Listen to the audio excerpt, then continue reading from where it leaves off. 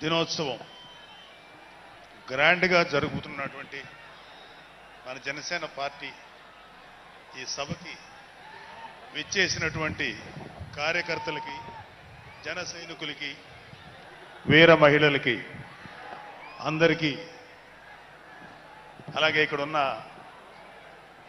Leaders అందరికీ, నాయకులందరికీ, మహిళా నాయకురాళ్ళందరికీ కూడా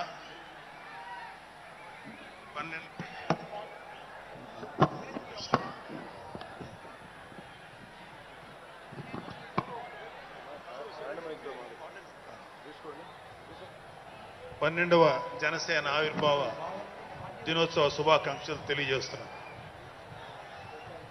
అంటే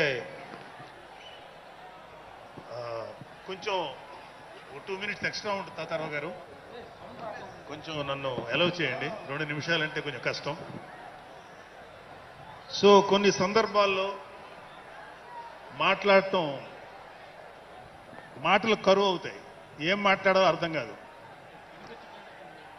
ఎందుకంటే ఒక సంవత్సరం దాదాపు 9 నెలలు 10 నెలల క్రితం మనం అధికారంలో లేవు.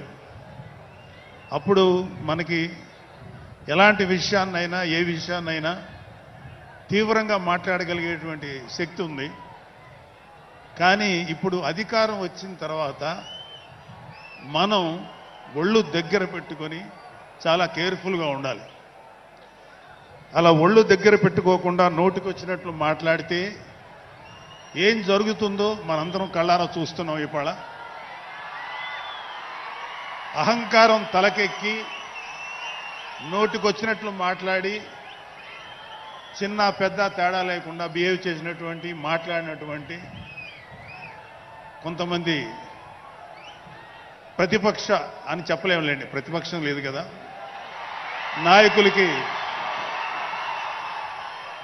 ఏం జరిగిందో తెలుసుకున్నాం. కాబట్టి ప్రతి మాట ఆచితూచి మాట్లాడాలి. సో అందుకని కొంచెం అది కూడా కాకుండా మేమందరం కూడా మాకు కొన్ని లిమిటేషన్స్ ఉన్నాయి.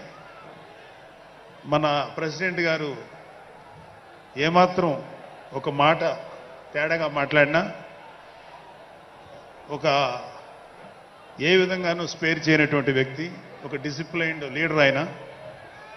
సో ఆయన ఆధ్వర్యంలో చాలా జాగ్రత్తగా పనిచేస్తాం, జాగ్రత్తగా మాట్లాడతాం. Thank you very much. అసలు ఒక 12 సంవత్సరాల కాలం అంటే మన హిందూ సాంప్రదాయంలో 12 సంవత్సరాలకి ఒక ప్రత్యేకత ఉంది.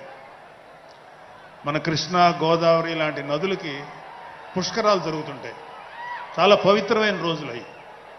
అలాగా మిగతా అన్ని ఆవిర్భావ సభలు ఒక ఎత్తు అయితే ఈ 12వ ఆవిర్భావ సభ ఒక నదికి వచ్చిన పుష్కరాలు ఎంత పవిత్రమైనయో అంత గొప్ప రోజు ఈరోజు. సో ఈ అవకాశం మనకి ఇచ్చినటువంటి పవన్ కళ్యాణ్ గారికి మనం అందరం సదా కృతజ్ఞులై ఉండాలి. ఇప్పుడు పవన్ కళ్యాణ్ గారు ఆయన సాధించినటువంటి